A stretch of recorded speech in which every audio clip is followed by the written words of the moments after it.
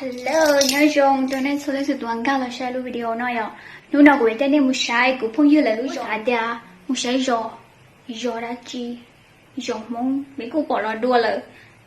rồi một phước chi. Then, bây giờ bé chủ mù về tia, nữ chỉ do mong lưu rồi, nữ do khua lưu rồi ạ. Thì bị một sai tên sợ thật mong lưu rồi đi cha.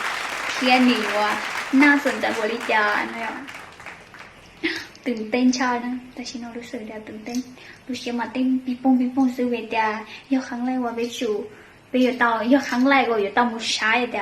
ขั้วรู้จงบริจาคอยู่ติ๊กต๊อกจีบเป้าอยู่เจ็บไปจูมุชายแต่หนึ่งยงเนาะที่ซีเนาะบริจาคหนูบอกซีเนาะลีmong lý do là chỉ nửa dùng lý trả rồi ạ để tỏ sai tỏ bài tỏ trái với cục phân tàu của nên để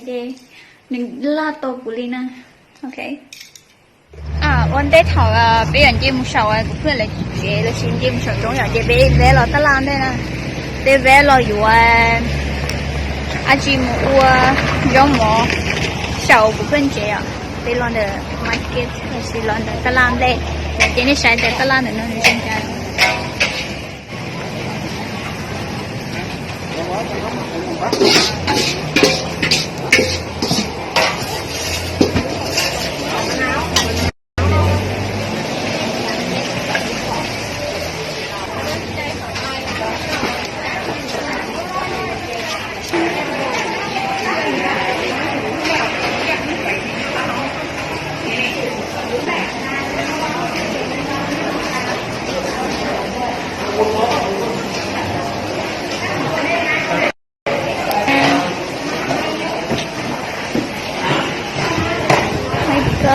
chế lô hình cũng như ta tới rồi cháu nó này tiền nhiều uốn lạp rồi mới nói lạp sạch tài ác thả chỉ mà cứ tôi sai để nhiều dùng đi ra để nữ ly nữ dùng đi ra đấy tôi saiแต่สิ่งเราเป็นคือชาไข่มุ้งเจไปเจเพื่อนไหนน้องสาวเจ้ามืออยู่ชาไข่มุ้งนอนได้ละฉันนอนเห่าคนคุยได้เห่าเวียนอันนี้เขาเด้กระโดดด้วยชาไข่มุกไปตั้งตอนเช้าชาไข่มุกตรงนี้เหรอเตรียมมืออยู่ชาไข่มุกเห่าเจนี่ใช้ชาไข่มุกน่ะมีเยอะอยู่นะครับน้องจะเอาอะไรไหม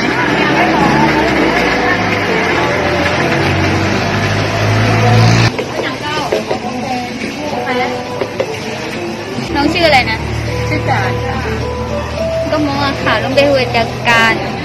ใช่ไหมก็มองข่าวจุดนั้นก็ว่าข่าวเราอยู่จุดคุยจ้ะก็ว่าข่าวจงเก้าcó sai thổi lá cà mà chị đừng có đôi nó thế chị nó là cứ sẵn nó thì chị cho kỹ chị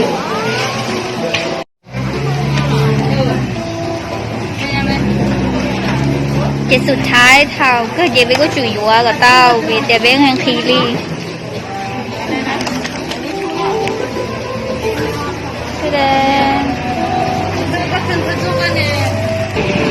จะตกเตาหน้าชาไข่มุก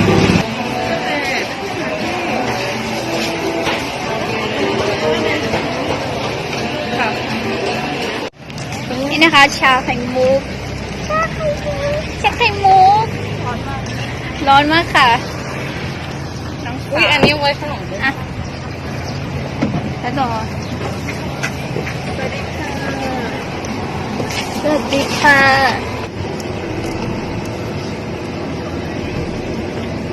ไปโดยช้างกันค่ะไปออกไปผู้ชายแหละลิโจกินนี้เด้อเรียกว่าอะไรเขาเรียกนกไข่นกกระทาร้อน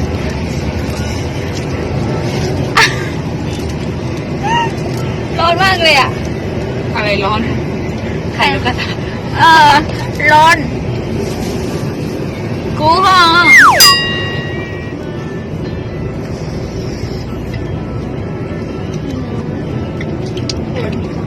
ต้ม nói là nhiều tù em nhiều tù nhiệt lau nhiều tù nhiệt lùaมันตัวเนี้ยรวยอ่ะชื่ออะไรนะ ชื่อการ การ ลูกหมีก็ได้ คือหนูรู้ไหมจะลูกหมีนะอ่ะลูกหมีนะ ไป cái trời thái mà cũ hẹn nhau chỉ bao giờ lúc có bố mua chạc hành cũ giả được nói chỉ mà nói với sản thu cũ là về bé hào chạc hành cũ được thằng nói nông cà thàด้วย คือเราต้อง กินไหมร้อนมากเลยนะ ตอบแต่มันให้นั่นก็ได้ cú cha คือเราไปแล้วเรา cho nó nếu huli già nhưng thứ bảo nó không nên tôi nào hay là lúc nó huli già huli chỉ bảo để lúc món nó huli già rồi chỉ mà bảo để lúc thấy nó huli giàไข่นกกระทาใช่ไหม รู้ไม่รู้ ไข่นกกระทาไทยchỉ lúc món này lúc huli già chỉ bảo những thứ bảo nó cũng bảo comment tôi à là để huli già ไปได้อยู่ đợi lúc món ถ้าเขาไม่มีทางเนี่ยเราต้องเบรก พี่สอนภาษาของพี่หนูสัก1 ประโยคเลยนะ น้องอยากรู้คำว่าอะไร ส่วนมากเขาจะถามเขาว่าฉันรักเธอพูดยังไงอย่างเงี้ยนะ ก็ขาดซาเปารอรวยจ้ะคุณรู้ก็นะคุณรู้ก็ อะไรนะ หู หู รู้ รู้ ก็ ก็ คุณรู้ก็ กูรู้ก็ ใช่หมายถึงว่า ฉันรักคุณฉันรักเธออะไร กูรู้ก็ คุณรู้ก็ซาเปาอะไรเด็กคุณรู้ก็นะ เอาไปจีบได้เลยนะเนี่ย ไปจีบหนุ่มมงเหรอ เดี๋ยวมูถามไปจอนเจ้ามงนะเดี๋ยวเจ้ามูให้ลูกค้าจีเราไปจอตู้มง กูรู้ก็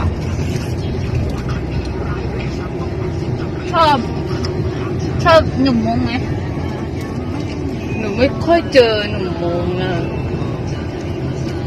ส่วนมากจะเจอแต่ค่ะ แต่มงนี่เป็นคนที่ถูกเคยเจอไหม เกี่ยวของ เค มาย ก มีหนุ่มมงมาจีบไหม ไม่มีค่ะของหนูของพี่สุเคยไหมคะ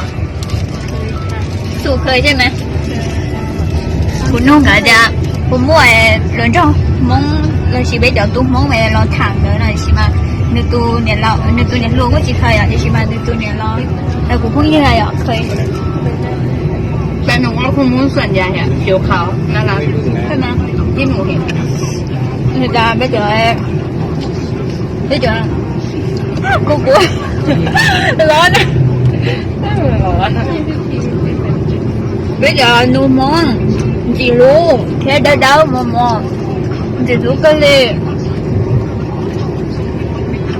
cái kia rủ món à xả sáng cho đâu à thả này thì cứ comment nè chúng ta đã làm một nơi này น่ารักมากเลย แก้มออก น่ารัก บอกน้ำพริกไปเลย ค่ะอยู่ตรงวันย้าเลยเหรอพูดเยอะมากเลย ไม่เป็นไร 还轮到他了，那接下来大家别木心机的少啊，的强了去上悟空有来路节呀，哎，在地上。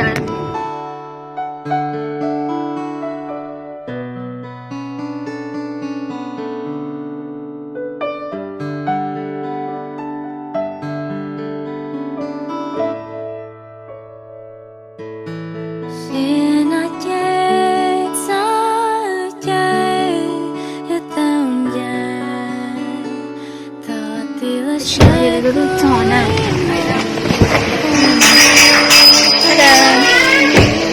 这样的公寓节了，那就 คือมากนะแล้วเราก็จะไปทำอาหารกินกัน bây giờ mua rau món thôi, bây giờ nên nó là cũng chơi giờ đi rồi là vui được thấu, bây giờ đi ra chưa, chú nhà nhớ tấu chưa.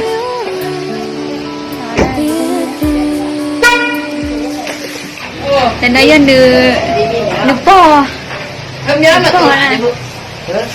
ได้คนละเนี่ย พอจะต่อใช้ดีอ่ะ ย่ากำลังทำแตงก 哇 วา 你小猪肉到位我嘞你小白菜在 จีรู้เห็นนะหนูพ่อพี่ชิหนูจิตตัวฮัลโหลไทยอ่ะหนูพ่อจิตตัวฮัลโหลไทยหนูพ่อฮัลโหลคั่วสินะจะเลยเจมอก็ยงคือลีมงลีเนี่ยมันแล้วเกาแต่เดียได้ผู้รู้อย่างมงลีเนี่ยปกคอนนั่นเก็บไปนอกปกคอนแล้วพูดยา ก่อน ปกคอนเดี๋ยวสิไปพูดยาป้ากงมงอุ้ยอ่ะหรือว่าจะป้ากงมงส่วนนี้ภาษาค่ะเขาเรียกว่าอะไร 你这玩意儿可爱，那你来来这， ต้นเส้นอะ อันนี้แล้วควร 我来这边这样嘛。 ป๊อปคอร์น ปกคอน อะดู ภาษาค่ะ 多不多不？ อะดูอะโบ อาจูอาโบแล้วพูดจะอาจูอาโบนั่นน่ะนอนพอรู้มั้งรู้จะป้ากงมงอ่ะแต่คุยจะนอนลิติป้าน้องกูคอมเมนต์แย่ให้แกจะนอนรู้มั้งละให้ลิจานะ 这嘞，你有的嘞，人家喽。哦，我这这看见这些， เอ๊ะน่าสนใจ 我这天天那个的， ทำอะไรนะพูดอีกครั้ง 我那时候我 มีเมนูก็คือจะมีลาบหมูนะคะลาบหมูก็คือผัดเจแล้วอ่ะผัดเจ สับเยล่าล่ามบัวหรือว่าจะสับเยนะ ลาบหมู ล่ามหมูสับเย ผัดยาผัดเจอย่างนี้นะ ล่ามบัวไม่ภาษามงไง อ๋อ บัวก็คือบัว อ๋อเข้าใจผิด สับสน แล้วก็จะมีผัดยอดผักกูดนะก็คือตะแลเนาะ คืออะไรวะผักกูดคืออะไรวะ ผักกูดก็คือนี่ไงผักกูดอะยอดผักกูด โอ้จิบว่าเดี๋ยวลูกมงเลยคุยจา แล้วก็คือตะ ตาย แล แล้ว นะแล้วก็จะมียำแตงกวาแล้วก็จะทำเมนูอะไรก่อนเดี๋ยวตามไปดูแล้วกัน แต่ลิจาเจเบกูต่อใช้เหรอให้แต่หนูรู้จริงหมดอยู่ตรงลิจาเนอะไอ้รสชาติตรงนั้นลิจาเนอะเจเบสีนอกให้มีกับก้าลิจาเป็นมาลิไฮโดเน่ตะก้าเหรอเจเบทอสีเหอหมูอ้วนจ้ะหมูป้าหนูอ้วนจ้ะเหรอ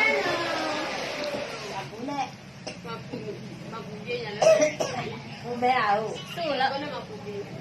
妈家呀， เด็กเด็ก แล้วก็เอาไว้ตรงนี้เอา 那 ไว้ 边那里呀， แล้วก็ตั้งที่มันเป็นให้ เจเบรอเฉยจังจ้ะเก้าอาขาเนี่ยไทยอาขาไม่สื่อโซ่จังเก้าเหรอแล้วพวกเดี๋ยวไทยอาขาเนี่ย 这些嘞， น้องนี่ยังนึกว่าเนียนรัวเขาเนี่ยยังกูดูคนเดียว 这牛嘞这这， โควิดละ 嗯， สุดท้ายก็จะ เขาตัวตอนน้อยเย่อยเกิดป้อนน่ะป้อนจริงเหรอเปียตัวอาขาเลยเจ้าหัวนอนน่ะไอ้เด็กโจลิจาน่ะเดี๋ยวกูไม่ยืดตุกเขียไปอ้วนเดี๋ยวกูไม่ยืดตุกเขียอ้วนน่ะ 有菜呢，有 เดี๋ยว 家， น้องชิบ้าจะละกูลิจาน่ะมึงจะชิไล่อ่ะพี่จะต้องมึงเจนเต็งเลยตั้งแต่ป้าจะจอยนอนนู่นน่ะกูจะเกาชัวน่ะพี่อ่ะเย่อน่ะเย่ให้คอมเมนต์เราหน่อยเดี๋ยวย่อเขาย่อชี้ย่อน่ะเจตั้งแต่ป้าจะจะนอนเนี่ยมันฮูลิจาอ่ะพี่จะเป็นมงเอฮูจีจงอีหยาอ่ะเนี่ยมงอีหยา的是嘛กูฮูจีจงอีหยาเลยที่เดี๋ยวนี่ที่เจฮูลิจาน่ะเรากูคอมเมนต์เจน่ะ 有就好，可没， คอมเมนต์เจกูมาลีเราเนี่ยแต่ย่อนะจีน่ะกูป้าวัวโจกูอ่ะลีลูกมึง 真了了， kinh đồ của hết đặc cá mù về xã cho luôn món đâu chú rồi sợ tôi còn non mà chinh đồ hình nữa nên tên nhân cho nước po thì chỉ mà nước po đang nè cha nước po chỉ cho nước nó và cho nước chỉ chỉ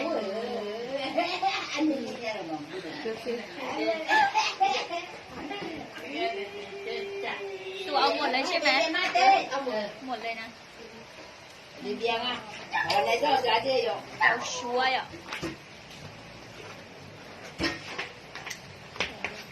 อันนี้เขาเรียกอะไร ภาษาขาเขาเรียกว่า นั่นแหละ ดันแหล่ดันแหล่ย่อยลูกขั้วน่ะลูกขั้วเกาชัวหรือว่าดันแหล่ 单来苦啊， ดัน 看 แห 那 ล่ 啊，那比苦。 ย่าพูดอะไร ย่าบอกว่าดันแลอ่ะหมายถึงดันแลอัดอยู่อ่ะไอ้ดอกไม้อ่ะเป็นถึงอัดอยู่ น้อยหน่อไม้ ใช่ค่ะ หน่อไม้หรือพูดยาวลูกมงอ่ะ 这爱比苦嘛， อ๋อ 让这。 อัดอยู่ คืออะไรนะหน่อไม้ ใช่ค่ะ หน่อไม้ภาษา ใช่ค่ะอัดอยู่ อับพูดถูกไหม ถูก阿布阿布阿布因为会讲了会讲我家用卤里卤知道啊到了会讲 เป็นหัวผัด câu สด chúa rồi เออ หน่อไม้我家cũng cho chị lái nó我家cũng cho luôn món chị láiหน่อไม้luôn món hù là hù đi ra nè là hù ra xả chị tàu biết của xả tàu mà đi là hay rồi hù đi chào chịจำไม่ได้ภาษามงอ่ะภาษาตัวเองแล้วก็จำไม่ได้ว่ะเซ็งมากเลยจะพูดภาษามงตั้งหน่อยแต่ว่าไทยลุงมงเราชิโตไทยใช่ไหม ลืม ที่ไม่ได้ใช้นานไงตัวฉีลุงมงเดเยว่าโดนโยชิไล่ใช่ไหม เดี๋ยวนะมาล่ะเออ นั่นแน่พูดเดียชั่ว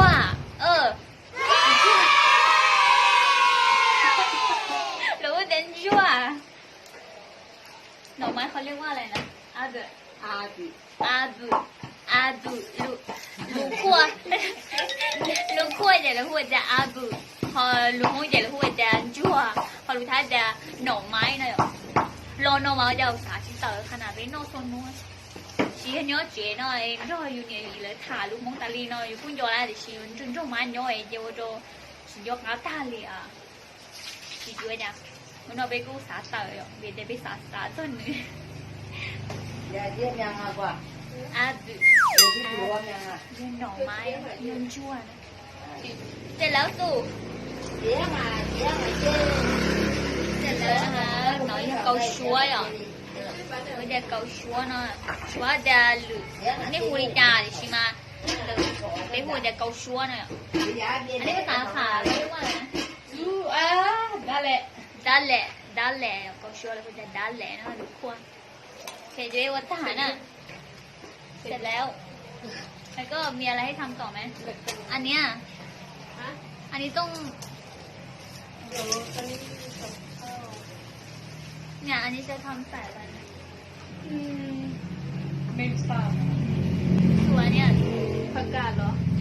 ยังไม่ทำ นอกเลยพ่ออย่าอ้วนล่ำบัวไปนอนเมื่อปอจะต่อลำบัวเนาะเนอะพอกูเพิ่งฮิเยได้ต่อ เดี๋ยวชิ้นไหนมาจอดดูยังก็โอ้ปัง พอกูจะย่อซื้อเนอะย่อเขาหน่อย ชิ้นได้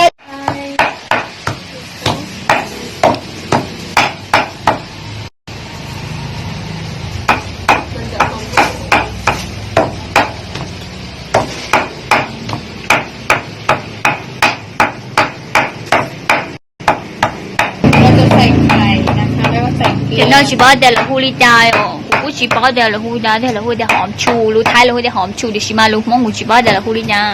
มันทำมาจากอะไรนะ ไม่ได้ทำมาจากต้นนี้ มาจากต้นไหน อันนี้คือรากอันนี้คือใบหอมชู หอมชูกูชิบะเดี๋ยวนี้ยอดชีนะเดี๋ยวชิมารู้ท้ายเราพูดได้หอมชูเนาะรู้ท้ายเราพูดได้หอมชูเดี๋ยวชิมารู้มองกูชิบะเดี๋ยวพูดได้นี่จงอย่างดอกูชียอกูยังหอมปอยเลยอย่าลืมที่เป้าเนาะกูป้าคอมเมนต์เดี๋ยวกูป้าคอมเมนต์เราจะกูเห็นไหมยอดชีnói rồi do những thứ bỏ giờ chỗ đồ nó nữa hu đi trà nó lục mong là hu đi trà nó chị cô ba comment đâu của nó của thế li bảo thì thế li bảo thôi nên thế này nhiều đò để xem mau đàn đập bé rồi cũng chỉเคย bỏ đua ha thì tuần tới nói cũng khó bỏ thế xứ nhiều đò đi nói rồi trên đi la gì rồi à bạn nào của thay này sai rồi thì cũng không hiểu cho mù qua sơ tây này rồi nhưng những thứ bảoเดี๋ยวลุงมองจงลีจาฮูลีจานะจีกูป้าคอมเมนต์ไม่ส้มจีกูเพิ่งยื้ออยู่มืออยู่ว่าน้ำแข็งอยู่สวัสดีค่ะเดี๋ยวจะไปดูน้ำแข็งอยู่ไปอยู่ว่าน้ำแข็งเนอะ อันนี้คือเราจะเดินไปตลาดของหมู่บ้านแล้วเราจะ เดี๋ยวเดินไปตลาดเขาลุยจอนะเขาเลยลุยจอคั่วชื่อว่าลุยจออาหารลุยจอกูสิ่งนี้ก็จะที่มันท้าเท่าเลยเดี๋ยวไปจอที่สาแดนท้าชานะแต่เราจริงท้าด้วย chỉ mà lấy lúc rồi lúc đi lấy luôn nữa mới chế bún solo đi này chỉ bỏ chuyện đánh liền có thể chế bún chế ở chán thế nó thế nào vậy ใช่แล้วอันนี้จะเป็นช่องแบบผ่อนเลย để nó có thể thấy cái là lúc rồi mà bọn mình cha liền nó rồi nhớ chia sẻ cho bé đi xem mà lúc rồi bọn mình về để là uống cà phê mua rồi rồi là lúc rồi nó là uống cà phê đâu hiện rồi thế là chỗ cà phê mà mua lấy nhẹ nè mua dùng rồi bây giờ gió bò bé uống trà khẩu khâu thế ค่ะนี่ถึงละ ถึงแล้วใช่ไหม นี่จะเป็นปันน้ำมันแล้วก็ เดี๋ยวว่าปลาน้ำมันใช่ไหมปลาน้ำมันหน่อยย่อยเลยว่าเองก็ ปันโดยช้างเขาจะเรียกว่ามินิมาร์ทเนาะ ที่จะเลยมั่วไม่รู้อ่ะตลาดไม่มีของมินิมาร์ทตลาดดีน้อยฉันจะเดินไปทางไหน ย้อนแสงเดียวฉันดูชิมัวแสงเดี๋ยวจุดที่เราใช่ไหมเส้นน้ำแข็งตรงนี้ใช่ไหมตัวหน้าหรือลิตลาดเดียวตรงนี้เนาะถึงข้ามอนเดี๋ยวดูตลาดตรงนี้เนาะ บาท ใช่ค่ะ cái đây là đáng khen chúng nhà học bây giờ thì ได้ค่ะ ร้านมีเนื้ออะไรตลาดสดก็อยู่แถวนี้ใช่ไหมตลาดสดได้เนาะเราก็เยอะได้เนาะ เที่ยวปอนาเลยใช่เดี๋ยวแบบนี้นี่จะเป็นค่ะ cho nên nó lấy dai cả để nó là tลาดสดđể nó chỉ làตลาดเราmua thêm món ma đấy nó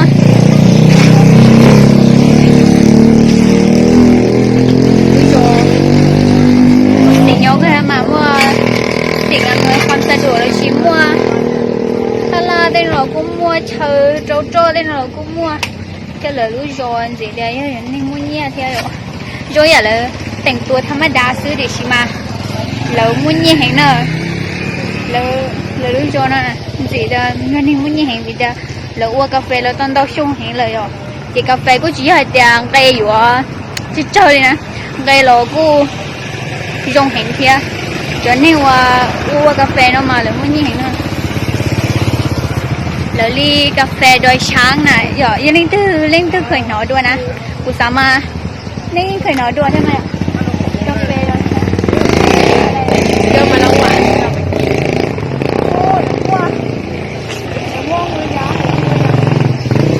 quá giờ là vui dài chứ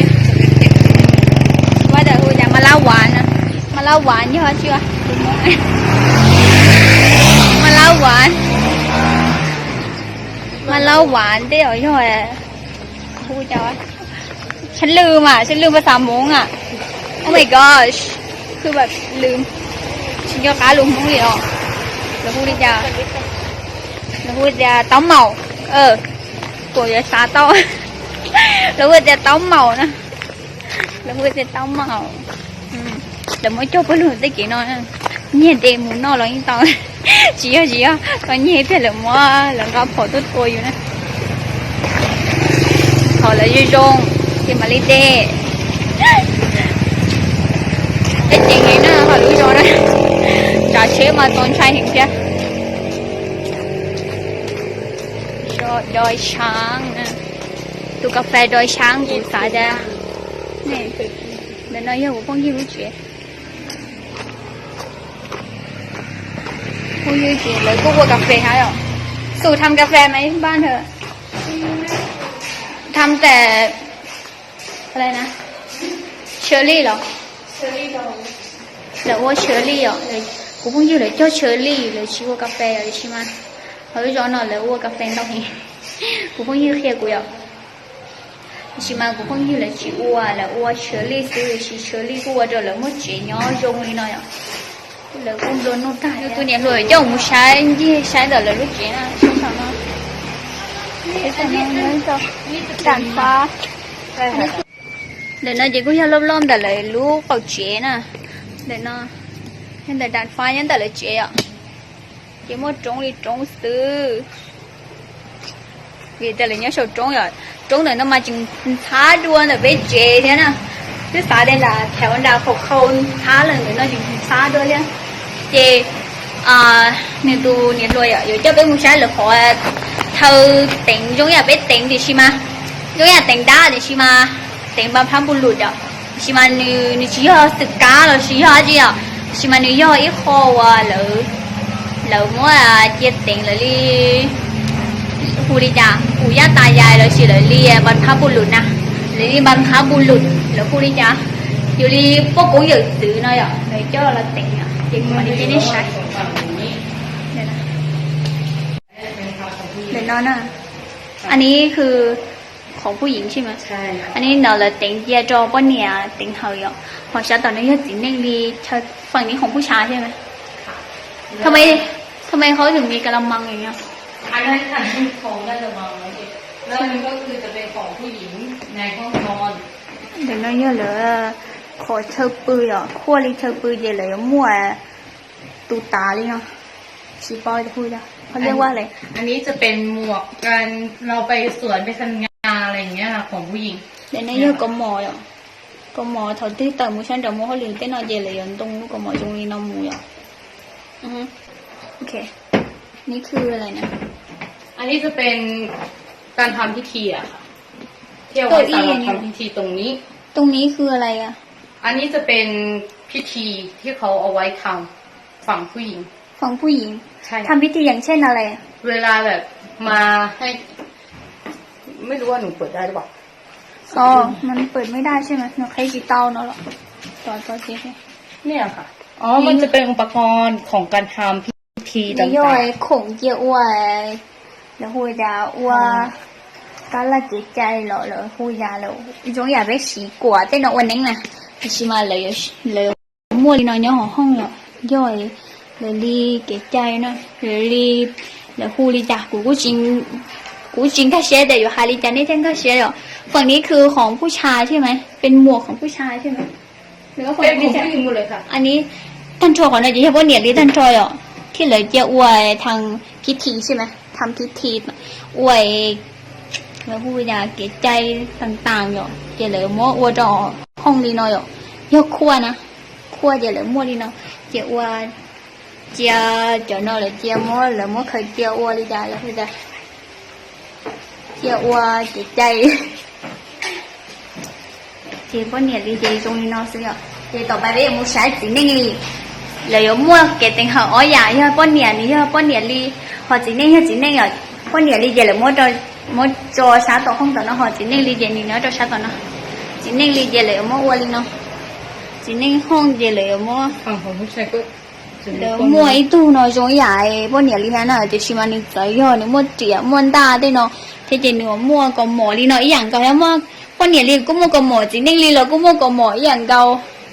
แต่ทำไมเขาถึงมีอันเนี้ยอันนี้เขาเรียกว่าอะไรเหลือผู้ริจานะ อันนี้เวลาที่เราแบบทำเอาเข้าอะไรอย่างเงี้ยค่ะให้อย่างเงี้ยค่ะก็จะวางสายแล้วก็ไปถวายอย่างนี้ ส่วนข้างล่างเนี้ยค่ะ ก็จะเป็นการทำพิธีเราเอาไว้แบบแทงควายให้ตายค่ะ อ๋ออันนี้เหรอคะตัวนี้ตูนต้าเนาะเหลือมดเจียเจ้าจีเน่งเจ้าหมูตัวตื่นก็ตัวนะใครอันนี้เขาจะใช้เวลาออกไปข้างนอกใช่ไหม ว่าจะใช้สำหรับเวลาที่แบบมีพิธีต่าง อ๋อเลยเจียสีเถาหมูอ้วพิธีต่างๆอย่างหมูอ้วขกงหรือชีหมูอ้วด้าได้เนาะเจอเจ๋ได้เนาะมีแต่เนื้อไอ้ปู่นะเนื้อย่ออีตัวเราอ้วเก๋ใจđã khua tới nơi ạ đợi đi lại cái chay đợi khua này ạ như tu là khu ra một phí lọ là sĩ tu là khu đi ra là khu ta ý tu uống khởi công cho rồi tí nên khua nữa nè khu cho là cho khuaคือยังไงนะ ๆคือเมื่อก่อนเนี่ยเขาจะนำรวมกันแต่พอดีว่าแบบยุคสมัยเราเปลี่ยนไปใช่ไหมคะมันก็เลยทำให้การเวลามันเปลี่ยนไปแล้วก็เลยมันถึงจุดที่มันต้องแบบเราแยกกันเนี่ยค่ะด้วยตามการเวลา ก็คือเขาไม่นอนด้วยกันปู่กับย่าไม่นอนด้วยกัน ค่ะ แต่ว่าเขาจะมีรูเล็กๆนะคะ ที่เหมือนกับว่าเป็นการเชื่อมระหว่างเขากับปู่กับย่าเนี่ยจะอยู่ในห้อง อ๋อก็คือในห้องก็มีรูเฉยๆแต่ว่าไม่ ใช่ ได้นอน สี่ ด้วย เหลี่ กั ย น มค่ะ ใช่ค่ะมันเหมือนเป็นการเชื่อมสายไฟ เมื่อก่อนเนี่ยคนอาจจะบอกว่าเราจะนอนแยกกันไม่ได้คนสามีภรรยาจะนอนแยกกันไม่ได้ แต่ด้วยยุคสมัยนี้เขาก็เลยแบบแล้วก็พิธีศาสนาเขาก็เลยได้เปลี่ยนแปลงไปก็เลยแบบนอนแยกกันแต่ว่าให้มีช่องระหว่างเขากับปู่กับย่าว่าแบบนอนด้วยกัน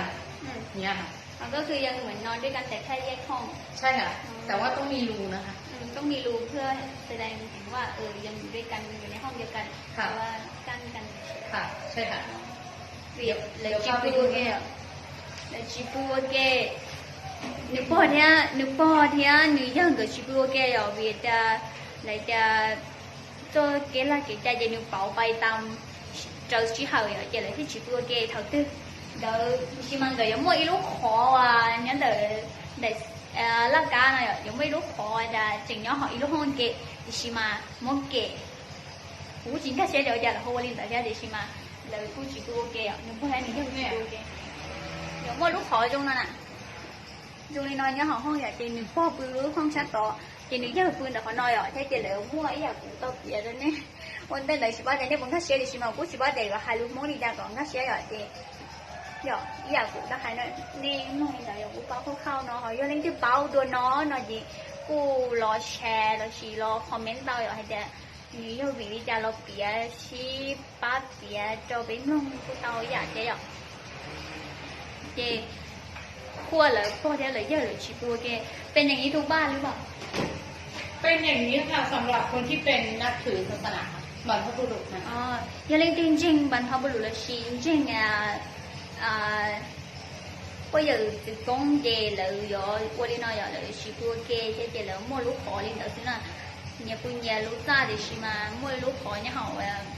họ không ai ạ thì ở chỉ hơi lúa không ai kê thì chỉ mà mua khó là thái chỉ qua kê thế thì chỉ mua là vui cho nhà con mồ là chỉ cho nhà ta đây nè con nhẹ mua con nhẹ ly chỉ nên mua chỉ nên ly cho nhà khủng đánh hở đây nè nếu mua dày thì con nhẹ ly do còn no chỉ nên ly do còn no là chị như tính con nhẹ chỉ nên nói thì cũng hơi giàu tới sao cũng chỉ khơi nói đua thế thì như này thì bảo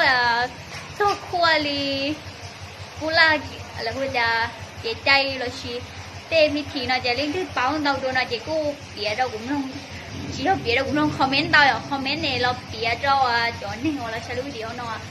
cái kho của mình về chính ta share rồi nên cũng phá lo comment thì giờ nên bao đã chỉ lo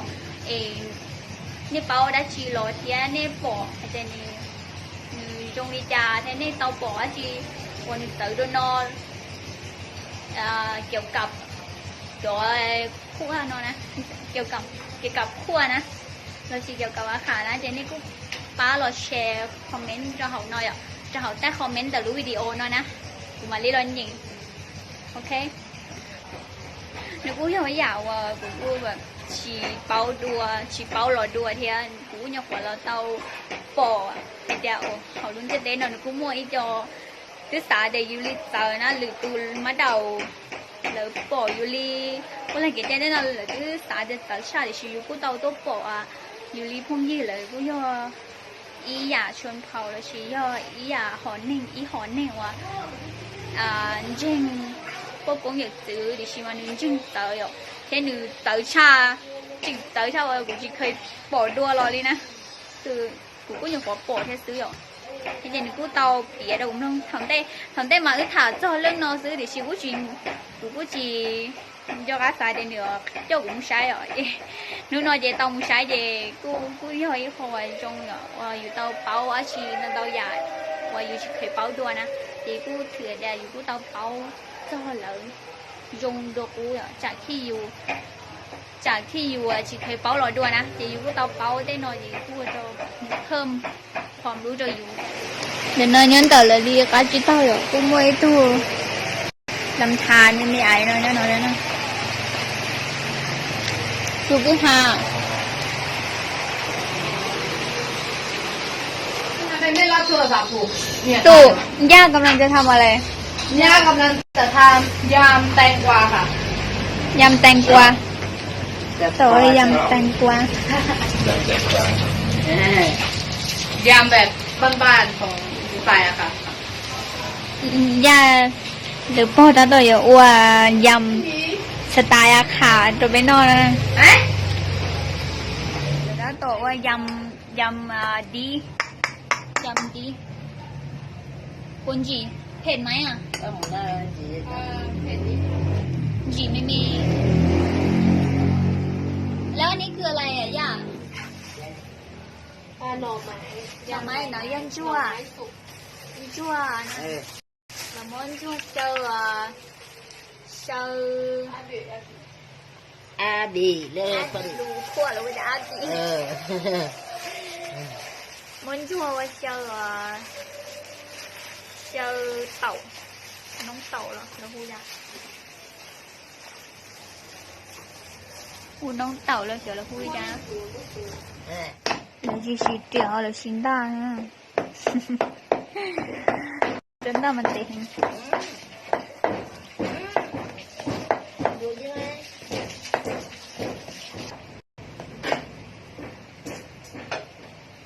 มาเท่ากันไหม Bữa đã tọt tổ của tổ ăn bên nào nè dịch lũ hả lời đã tọt ô lam bùa chị sẽ lấy lý lao là ô lý nó ย่ากำลังทำอะไรคะ เดี๋ยวยังไม่ไอ้ยาบุญละ ล่ำ ลาหมูลาหมู ลาหมู เปอร์ลาหมูสับเปอร์เปอร์ ล่ำหมูสับเบอร์เบอร์ เออ คืออะไรสู ลาหมูสับเบี้ยเออ อ๋อล่ำหมู ลาหมูสับเบี้ย ล่ำหมู เออ จัวล่ำบัวนั่นน่ะจัวล่ำบัวจัวล่ำบัว อ่ะช่วงนั้นกินอะไรใช่ สไตล์อาขาสไตล์คั่วน่ะ แล้วก็เฉย ปั้นมาไม่กิน เลยเดี๋ยวจีใส่ชูรสใช่ไหมย่า อ่า จีใส่ชูโรส โชโลมากี สันชูโรสจียงสันชูโรสจียงนะเลยจีเจ้าชูโรสเลยนะเลยจ้องเจเทียใส่แต่เกลือใช่ไหมสุจ้องเจง告诉那จีเจ้าชูโรสเวเดียชูโรสจียงนะ เออ nóชูโรสนั่นตักจียงมันจะเปล่าเลยเดี๋ยวเลยจีเจ้าชูโรสเนาะ จะไปดี นี่บอกบอกแล้วมันช้าจ้ะไม่ใช่นอนช้าเนอะเดี๋ยวชิมาเลยเดี๋ยวเลยเจ้าหมูกี้เลยเจ้าหมูกี้หรือสิฮะชื่อนอสดๆเลยเนาะต้องใช้ถอนนอสดนอจีจงเพี้ย อืม จงเจนอแบบธรรมชาติ อืม ธรรมชาติ อืม นอแบบธรรมชาติสมัยอย่าพูดถอดไปนอก แล้ว นะ จะได้แหละแล้วดิมีไหมอร่อย อร่อยกะก้าเนาะ อร่อย จริงๆตอนเด็กก้าซื้อเลยเนาะนั่น อืม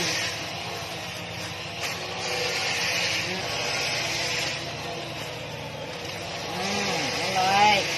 เออ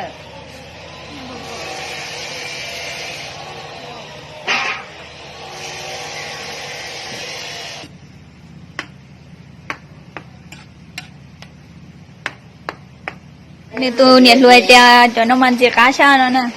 เดียข้าวต้มหน่อไม้เลยอ่ะกวดดีจั่วเนาะเดินเจียก้าชาหนูพ่อยตัวอ้วนเลยอ่ะเจียก้าชาเนาะอีเพ่เป็นมาเลเซียเดียบนเจียก้าอย่างละฮะจีบเจียก้าแต่ละดิชิมาจีบเดียอยู่นอกบ่ก้าอย่างเลยเนาะ